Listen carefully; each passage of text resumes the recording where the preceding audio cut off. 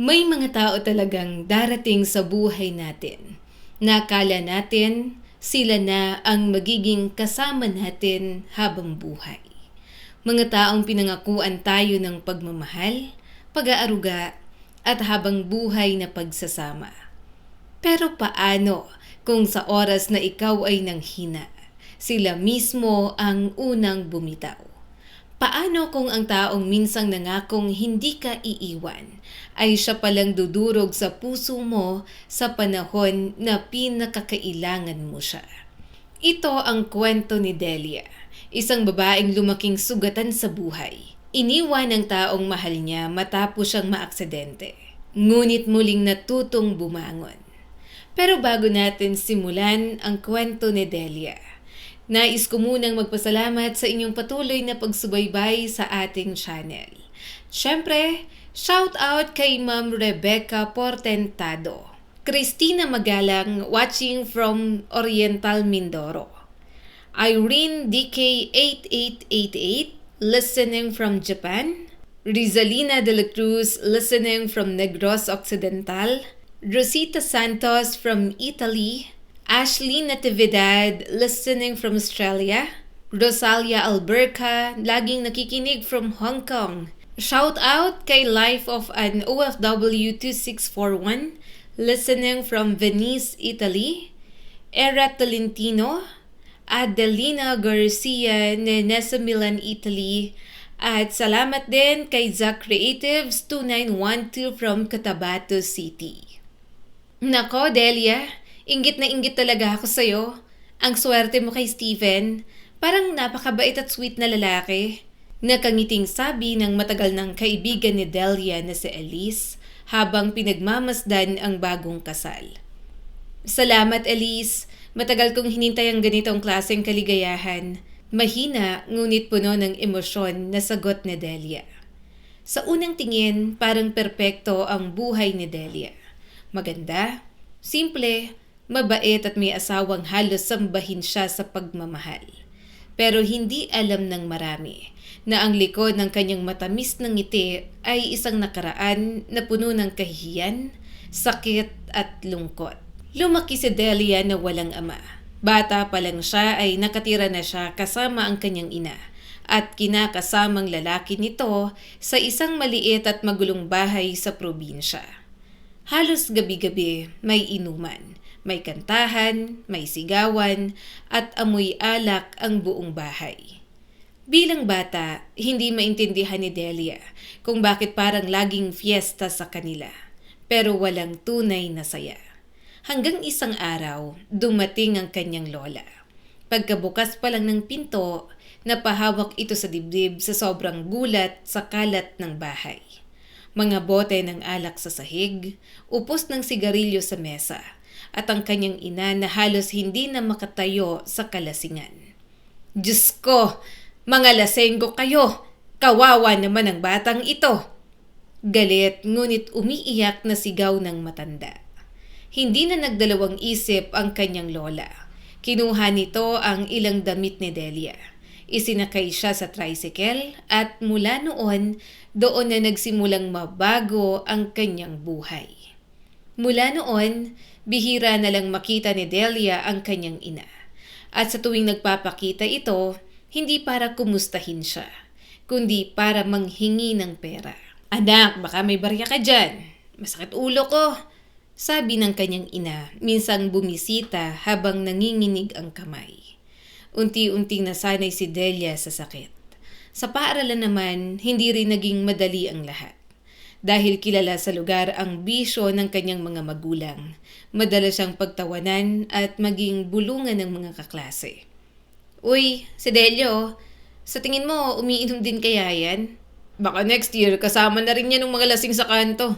Mahinang nagtatawanan ng ilang babae sa kanilang classroom. Tahimik lang si Delia. Hindi niya alam kung paano ipagtatanggol ang sarili niya sa kasalanang hindi naman niya ginawa. Kahit anong sipag niya sa pag-aaral, kahit sumali siya sa mga school activities, parang hindi pa rin sapat yun para mabura ang kahiyan ng kanyang apelido. At sa gitna ng lahat, iisa lang ang tunay niyang kaibigan. si Edward. Tahimik din ang buhay nito sa bahay, kaya naiintindihan niya si Delia kahit walang masyadong salita. Magkasama silang nangarap, magkasama silang lumalaban hanggang sa dumating ang GS Prom. Habang halos lahat ng kaklase nila ay nakabonggang gown at mamahaling sapatos. Si Delia naman ay nakasuot lamang ng narentahang bestida at simpleng heels na medyo luma na. Hindi siyang pinakamaganda sa gabing yun, pero pilit pa rin siyang ngumiti dahil yun lang ang kaya niya. Pagkatapos ng high school, nag-college si Delia gamit ang tulong ng kanyang lola. Ngunit hindi nagtagal, tuluyan na ring pumanaw ang matanda. Ayon sa doktor, inatake ito sa puso. Pero para kay Delia, alam niyang unti-unting pinatay ng sama ng loob ang kanyang lola dahil sa naging buhay ng kanyang ina. Sa araw ng libing, pakiramdam ni Delia ay tuluyan na siyang naulila. May mga magulang nga siya, pero pakiramdam niya ay wala naman talaga. Lumipas ang ilang taon, sa huling taon niya sa kolehiyo, nagkaroon siya ng internship sa isang pagawaan sa Laguna. At doon niya unang nakilala si Steven. Matangkad, gwapo, palangiti at sobrang bait. Pagkatapos nilang graduate, pareho silang natanggap sa trabaho sa parehong kumpanya.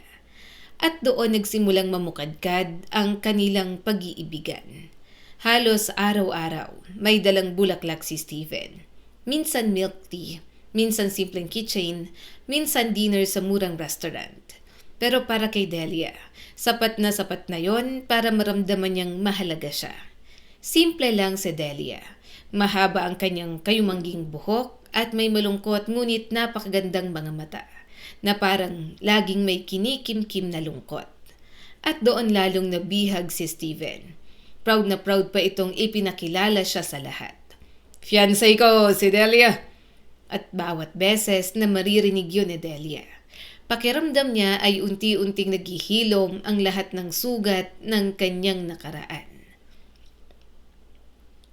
Anak, baka naman pwede ninyo munang ipagpaliban ang kasal. Seryosong sabi ng ina ni Steven isang gabi habang nasa hapagkainan sila. Mama, mahal ko si Delia. Mabait siyang babae. Bakit pa kami maghihintay? Nagtatakang sagot ni Steven. Kasi anak, kapag pinakasalan mo siya, madadamay ka sa gulo ng pamilya niya. Mga lasenggo ang mga magulang niyan. Nagtanong-tanong ako. Natahimik si Steven. Pero hindi nagbago ang kanyang desisyon. Mas pinili niyang sundin ang puso niya kaysa sa opinyon ng iba. Kaya hindi nagtagal, nagpropose siya kay Delia. At gaya ng inaasahan, oo agad ang naging sagot nito. Naging napakaganda ng kanilang kasal. Halos walang tinipid ang pamilya ni Steven. Mamahaling hotel, masasarap na pagkain, magandang dekorasyon at napakaraming bisita. Habang sumasayaw sila sa gitna ng reception, mahigpit na niyakap ni Delia ang asawa. Ang saya-saya ko, mahal. Ngumiti si Steven at iniikot siya sa dance floor habang nakatitig sa kanyang mga mata. Sa mga sandaling yon, pakiramdam niya ay wala nang ibang kailangan sa mundo. 3 taon silang masayang nagsama bilang mag-asawa. Lalong tumibay ang kanilang pagmamahalan.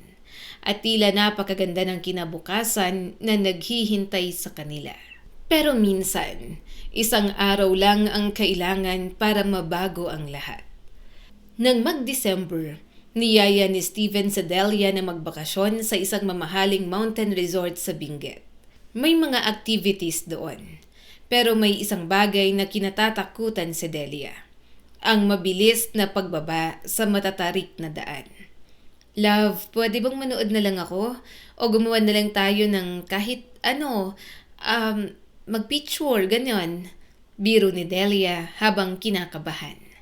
Tumawa naman si Steven. Sweetheart, kailangan mong harapin ang takot mo. Kahit isang beses lang. Dahil sa pagpipilit ng asawa. Napapayag din si Delia. Pero hindi niya alam na yun na pala ang simula ng pinakamadilim na yugto ng kanyang buhay. Pagdating nila sa activity area, halatang advance agad ang track na pinili ni Steven. Pero kampante ito. Kaya mo yan! Huminga ng malalim si Delia. At nang magsimula siyang bumaba, doon niya agad naramdaman ang matinding takot. Hindi niya makontrol ang direksyon. Nanginginig ang kanyang mga kamay. Paulit-ulit siyang nawawala ng balanse. "Stephen!" Sigaw niya habang mabilis na bumababa. At ilang segundo lang, tuluyan siyang tumilapon. Gumulong pababa at malakas na bumagsak sa pinakailalim ng slope. Napahiga siya sa lupa habang hindi makagalaw. Parang may nag-aapoy na sakit sa kanyang likod.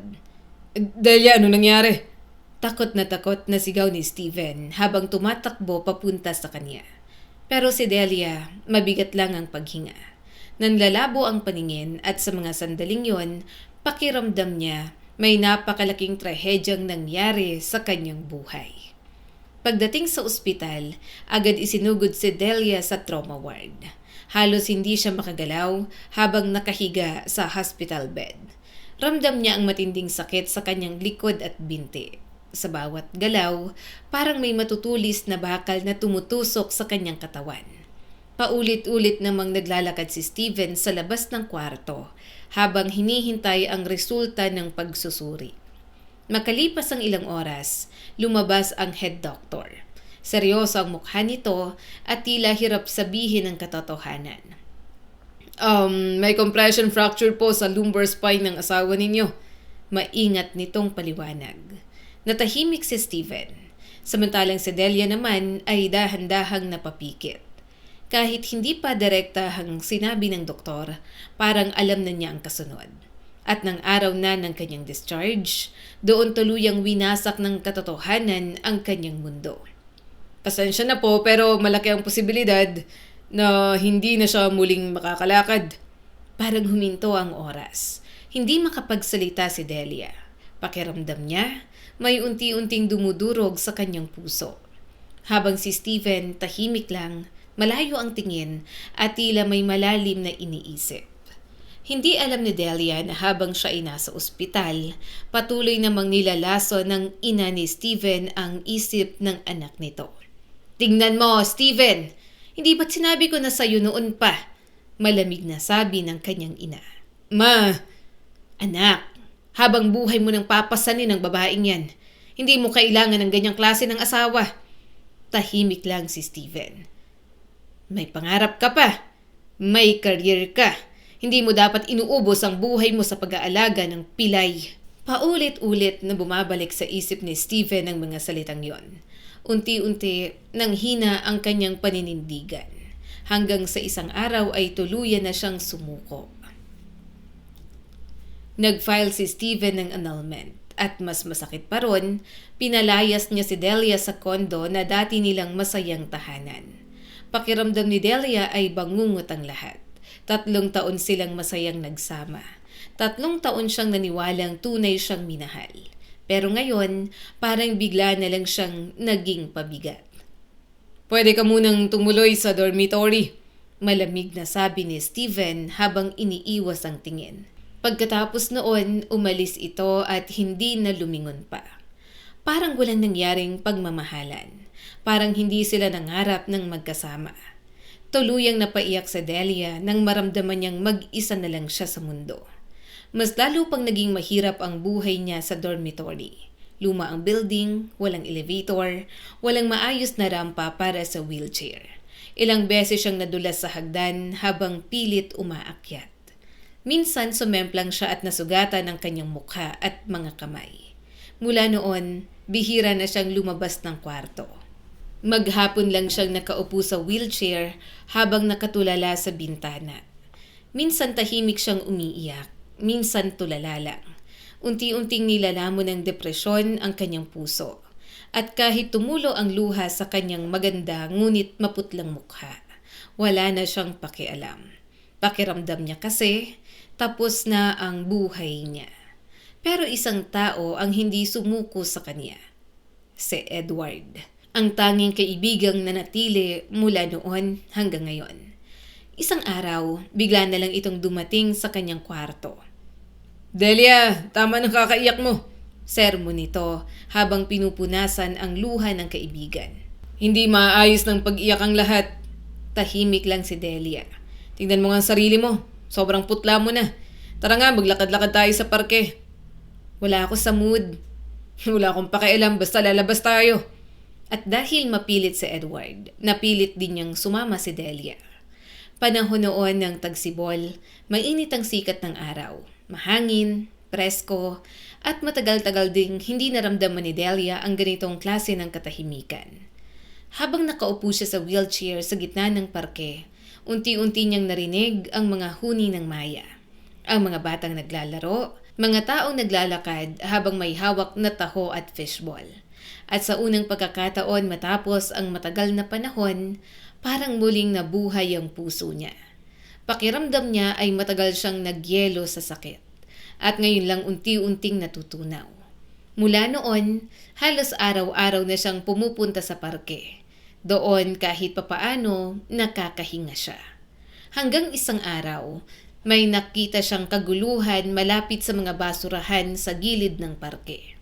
Isang grupo ng mga asong gala ang paikot-ikot sa isang payat at sugatang golden retriever. Galit na galit ang mga aso. At tila handa na nilang sugurin ang kawawang aso. Kinabahan si Delia. Hindi niya napigilan ang sarili. Hoy, tama na! Agad niyang pinaandar ang wheelchair papunta sa grupo ng mga aso. Nagulat ang mga ito at nagsitakbuhan palayo. Naiwan doon ang kawawang golden retriever. May sugat ito sa tagiliran at pilay ang isang paa. Dahan-dahang lumapit si Delia. Ano bang nangyari sa'yo? Malungkot niyang tanong. Tumagilid ang ulo ng aso na parang nakikinig. At maya-maya, mahina itong tumahol. Napangiti si Delia sa unang pagkakataon matapos ang napakatagal na panahon. Ang talino mo naman, tahimik siyang natawa. Sige nga, shake hands. Biro lang yun ni Delia. Pero ikinagulat niya ng dahan-dahang iangat ng aso ang kanang paa nito at ipatong sa kanyang tuhod. Napahalakhak si Delia. Grabe, gentleman ka pala? At nang dilaan ng aso ang kanyang kamay, may kung anong init na bumalot sa kanyang dibdib. Matagal na rin mula nang may nagpakita sa kanya ng lambing. Habang nililinis niya ang sugat ng aso gamit ang panyo at tubig, nang kalimutan niya kahit sandali ang sarili niyang sakit. Napansin din niyang hindi ito ordinaryong asong gala. Maamo, malinis kumilos at napakatalino. Kaya agad siyang nagdesisyon. Sasama ka na sa akin. Alam niyang hindi magagalit si Edward dahil mahilig din ito sa hayop. Ano kayang magandang pangalan mo? Bulong niya habang iniisip. Napangiti si Delia. Tyler? Tahol agad ng aso na parang pumapayag. Tumawa si Delia. Sige Tyler, uwi na tayo. Habang pauwi sila, laking gulat ni Delia nang tila tinutulungan pa siya ni Tyler sa wheelchair. Marunong itong umiwas sa tao, marunong lumiko at parang alam na alam ang daan. Pagdating pa nila sa apartment building, tumayo si Tyler gamit ang dalawang paa at pinindot ang elevator button gamit ang ilong nito. Ha? Napanganga si Delia. Ang talino mo naman. Pagpasok nila sa apartment, tahimik lang na humiga si Tyler sa may pintuan. Ang bait niya, natutuwang sabi ni Edward. Parang hindi talaga gala. Pagkatapos nilang gamutin ang sugat ni Tyler at pakainin ito, natulog na rin sila. Pero habang tahimik ang gabi, hindi talaga mahimbing ang tulog ni Tyler. Mayat mayay gumagalaw ang tenga nito at tila may binabantayan sa labas ng pinto. Kinabukasan, maagang nagising si Edward. Habang naghahanda ito sa banyo, mahina siyang kumakanta ng isang lumang OPM love song. Tahimik ang buong apartment, pero maya-maya, parang may sumasabay sa tono niya. Nung una, akala niya'y guni-guni lang. Pero nang mas lakasan niya ang kanta, mas lalo ring lumakas ang kasabay niya. Biglang napatawa si Edward. Lumabas siya ng banyo at nakita ang aso na nakaupo sa may pintuan, habang nakatingala at tila seryosong nakikikanta. Delia! Natatawang sabi ni Edward. Agad namang napalingon si Delia mula sa kusina. Ano yan? Tingnan mong aso mo. Singer yata to.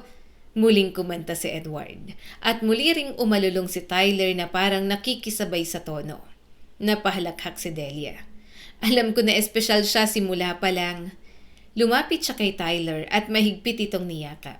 At sa mga sandaling yon, parang matagal na ulit siyang tunay na sumaya. Pero kahit unti-unti nang bumabalik ang kanyang ngiti, may isang problema pa ring bumabagabag kay Delia. Kailangan niya ng malaking pera para sa rehabilitation at posibleng operasyon sa kanyang gulugod. At sa estado nila ngayon, halos imposibleng makalikom ng ganoon kalaking halaga. Hanggang isang araw, may naisip si Edward. Delia, mag-perform tayo sa parke. Napakunot noo si Delia. Ha? Tayo ni Tyler. Nalala mo nung high school. Kumakanta din tayo dati sa school programs. Tahimik si Delia. Maglalagay tayo ng donation box para sa therapy mo. Napabuntong hininga siya. Ewan ko, Edward. Parang nakakahiya. Anong nakakahiya dun? Magaling ka namang kumanta. Tapos, naka-wheelchair pa ako. Ano ngayon? Ang importante, lumalaban ka ng patas. Hindi agad nakasagot si Delia. Pero sa totoo lang, miss niya na rin ang pagkanta. Si Edward na ang bahalang mag-asikaso sa lahat. Gumawa siya ng donation box gamit ang lumang kahon ng sapatos. Pumili rin siya ng simpleng damit para sa kanilang performance. At syempre, hindi niya nakalimutang bihisan si Tyler. Malinis itong pinaliguan, sinuklayan ng balahibo, at nilagyan pa ng maliit na bowtie sa leeg. Tingnan mo siya, mukha talagang artista, natatawang sabi ni Edward. Tahol naman ng tahol si Tyler na tila proud sa sarili. Dumating ang araw ng una nilang performance sa parke. Maraming tao doon dahil weekend. May mga nagja-jogging, mga bata nagbebisikleta, mga nagti-TikTok, at may mga pamilyang namamasyal. Kinakabahan si Delia habang hawak ang mikropono. Pero nagsimula si Edward sa isang malungkot ngunit magandang kanta. At dahan-dahang sumabay si Delia.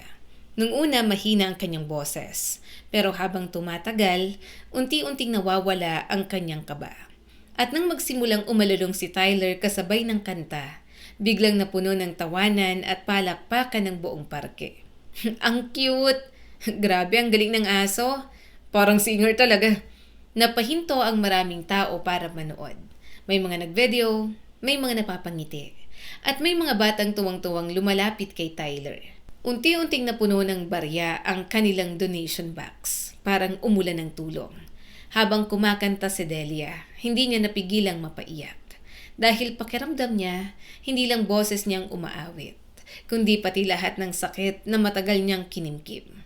Matapos ang performance, maraming lumapit sa kanila. Ang ganda ng boses mo, Iha! Pagpalain sana kayo. Laban lang. May ilan pang ang gusto pang magpa-picture kay Tyler. At mula noon, halos araw-araw na silang nagper-perform sa parke. Unti-unting nagbago si Delia. Hindi na lang para sa pera ang dahilan ng pagkanta niya. Ginagawa niya ito para maramdaman niyang buhay pa siya. Para kahit sandali, makalimutan niya ang pagiging pilay. Makalimutan ang pagtataksil ni Steven at higit sa lahat, makalimutan ang sakit ng puso niya. Pero isang araw, muntik nang masira ang lahat. Habang naghahanda sila para sa isa na namang performance, biglang may nakita si Tyler na paru-paro. Agad itong humabol habang masayang tumatakbo. Tyler, bumalik ka dito! Sigaw ni Delia. Pero huli na, bigla na lang may humagis ng tali sa liig ng aso at sapilitang hinila ito papunta sa isang puting van. Tahol ng tahol si Tyler habang pilit na kumakawala. Mga animal control personnel pala yon. Tyler! Sigaw ni Delia habang mabilis na pinapaandar ang wheelchair. Paglapit niya, nakita niyang pilit isinasakay ang aso sa van. Bitawan niyo siya, aso ko yan! Umiiyak niyang sigaw. Ma'am, huwag kayong makialam. Operation po namin dito. Walang collar ang aso kaya dadalhin namin sa shelter. Malamig na sagot ng lalaking nakauniforme. Ano bang klaseng tao kayo? Sinabi ko ng aso ko siya. Pero matigas ang mga ito. Sa sobrang depresyon ni Delia, bigla niyang kinuha ang donation box nila. Gusto niyo ng pera? Eto! At ibinuhos niya ang lahat ng barya at perang laman nito sa harapan nila. Napatingin ang mga tao. Biglang natahimik ang paligid, hanggang sa magsalita ang pinakamatandang empleyado. Hayaan nyo na, pakawalan nyo na yung aso. Napabuntong hininga ang iba. Agad tinanggal ang tali sa liig ni Tyler. at dali-dali itong tumakbo pabalik kay Delia habang dinidilaan ang kanyang mukha at kamay. "Tyler!" Umiiyak na sabi ni Delia habang niyayakap ito. At matapos ang insidenteng yun, lalo pang dumami ang taong nanunood sa performance nila. Pinaka-successful yun sa lahat. Pero habang naghahanda silang umuwi, may biglang sumigaw mula sa likod. "Cooper! Cooper!" Biglang tumayo si Tyler. Napatulis ang tenga nito at agad itong tumingin sa direksyon ng boses. Napakunot noo si Delia. "Tyler?" Lumapit ang isang gwapong binata na tila hingal na hingal. "Cooper, finally!" Masayang kumawag ang buntot ni Tyler habang nakatingin sa lalaki. "Excuse me?" Seryosong sabi ni Delia habang hinahaplos ang aso. "Tyler ang pangalan niya at aso ko siya." "No, hindi po. Cooper talaga ang pangalan niya." Mahinahong sagot ng binata. "Hayaan niyo pong magpaliwanag ako." Tahimik na nakatingin si Tyler sa lalaki habang mas lalong kumakawag ang buntot nito. At doon, ipinakilala ng estranghero ang sarili. Tahimik na napaupo si Delia habang pinapakinggan ang kwento ng binatang nagpakilalang Nicolas. Mahigpit naman na nakadikit si Tyler o Cooper sa kanyang wheelchair na tila ayaw lumayo. "Halos 5 taon ko siyang kasama." Malungkot na kwento ni Nicolas habang hinahaplos ang aso. "Tapos naging okay naman ang lahat hanggang sa..." Napabuntong hininga ito. "Hanggang sa naghiwalay kami ng asawa ko." Tahimik na nakikinig sina Delia at Edward. "Ayaw na niya kay Cooper. Naiinis siya dahil parang mas mahal ko raw ang aso kaysa sa kanya." Napailing si Nicolas. "Habang nasa business trip ako noon, pinalayas niya si Cooper." Nagulat si Delia. "Ano?" Tumango si Nicolas. "At pagkatapos noon, nagsampa siya ng annulment." Tahimik na napatingin si Delia kay Tyler. Parang bigla niyang naintindihan kung bakit sobrang bait ngunit malungkot ang aso nung una niya itong makita. Pareho pala silang iniwan, parehong nasaktan. "At simula noon, hinanap ko siya sa kung saan-saan."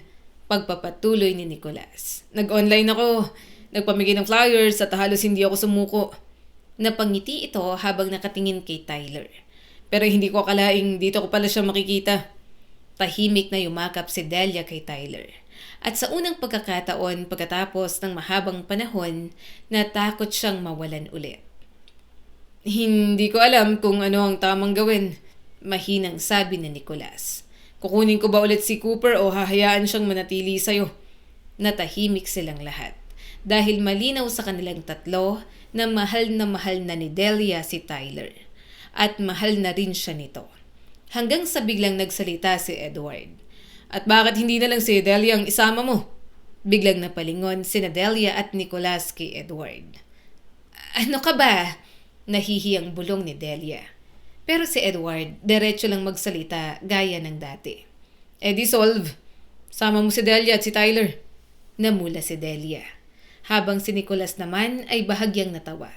Pero sa totoo lang, nagustuhan niya ang ideya. "Well, malaki naman ang bahay namin." Nakangising sabi nito. "At wala namang problema kung dun muna kayo tumira." Hindi makapaniwala si Delia. Hindi na. Nakakahiya naman." "Hindi nakakahiya." Mahinahong sagot ni Nicolas. "Total, pamilya na rin kayo ni Cooper." At sa hindi inaasahang pagkakataon, unti-unting nagsimulang magbagong muli ang buhay ni Delia. Malaki at maganda ang bahay ni Nicolas sa Quezon City. Tahimik ang subdivision, presko ang hangin, at unang beses muli pagkatapos ng napakatagal na panahon, nakaramdam si Delia ng kapayapaan. Pero mas lalo siyang nagulat nang makilala niya ang ama ni Nicolas. Isa pala itong sikat na neurosurgeon sa bansa. Matapos nitong suriin ang mga medical records at kondisyon ni Delia, may sinabi ito na hindi niya inaasahang marinig. "May pag-asa ka pang makalakad." Parang tumigil ang mundo niya. "Magiging okay pa po ako, Doc?" Tumango ang matandang doktor. "Hindi magiging madali, delikadong operasyon at matagal ang rehabilitation. Pero posible." Biglang napaluha si Delia. Matagal na niyang isinuko ang pangarap na yon. At ngayon, biglang may liwanag na muling sumilay. Hindi na sila nagsayang pa ng oras. Agad itinakda ang operasyon sa unang linggo ng Agosto. Habang papalapit ang schedule, lalong kinakabahan si Delia. Minsan hindi siya makatulog sa takot, pero palaging nandyan si Nicolas. Hinahatid siya sa therapy, sinusuportahan siya, at pinapatawa kapag umiiyak siya. Alam mo, minsan sabi ni Nicolas habang magkatabing nakaupo sila sa garden. Sa tingin ko, si Cooper talagang nagdala sa atin sa isa't isa. Napangiti si Delia habang pinagmamasdan si Tyler na naglalaro sa damuhan. Siguro nga, dahan-dahang nabuo ang closeness nilang dalawa. At habang tumatagal, pareho nilang napapansin na may kakaiba ng nararamdaman sa isa't isa. Hindi yun pilit at hindi minadali, kundi tahimik na pagmamahalan na unti-unti nang lumalalim. Dumating ang araw ng operasyon, halos hindi makahinga si Delia habang itinutulak siya papasok sa operating room. Pero bago magsara ang pinto, mahigpit na hinawakan ni Nicolas ang kanyang kamay. Lalaban tayo, okay? Tumulo ang luha ni Delia habang tumatango. Mahabang oras ang lumipas. Punong-puno ng kaba ang buong pamilya. Pabalik-balik naman si Tyler sa hallway ng ospital na tila naghihintay rin. Hanggang sa wakas, lumabas ang doktor. Successful ang operation! Napahagulgol sa iyak si Delia. Habang napapikit si Nicolas sa sobrang pasasalamat. Pero hindi pa doon natatapos ang laban. Mahaba pa ang rehabilitation. Masakit, mahirap, at maraming beses na gusto ng sumuko ni Delia. Pero sa tuwing panghihinaan siya ng loob, nariyan si Nicolas at syempre, si Tyler. Araw-araw, tila sinasabi ng aso sa kanya na hindi siya nag-iisa. Hanggang isang araw, habang nasa therapy room sila, bahagyang gumalaw ang kanyang paa. Doc!